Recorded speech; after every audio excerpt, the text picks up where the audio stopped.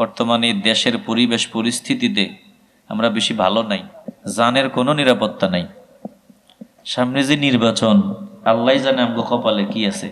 তো ওসমান হাদি এই যুবকটাকে প্রকাশ্যে দিবালোকে তাকে মাথা বরাবর গুলি করা হয়েছে। মনে হয় যে অবস্থা, মাথায় গুলি লাগছে, হায়াত থাকলে আল্লাহ বাঁচাই দিবে। আমরা দিল থেকে দোয়া করি আল্লাহ যুবকটাকে বাঁচাই দেন। এমপি পদপ্রার্থী, তাকে যদি প্রকাশ্যে গুলি করা হয়, এমন ব্যক্তি সারা দেশ যাকে চিনে, তা আমাকে সাধারণ মানুষের জীবনের তো সারেনা প্রসাদ দামও নাই। এখন যদি তিনারাই যারা এই কাজ করছে, আমাদের সরকার বাহাদুর যদি তাদেরকে ধরে নগদেই দৃষ্টান্তমূলক শাস্তির ব্যবস্থা না করে, তাইলে যে শুরু হয়েছে আর থামবে না। আমরা দোয়া করি আল্লাহ তাদেরকে যথোপযুক্ত দায়িত্ব পালন করার যোগ্যতা দান করেন। আল্লাহ আমার দেশকে নিরাপদে রাখেন।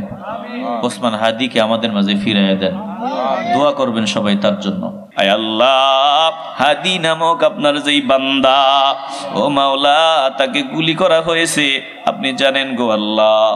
এখন হসপিটালে আছে, মেহেরবানি করে তাকে সুস্থতার নেয়ামত দান করিয়া দিয়েন আল্লাহ।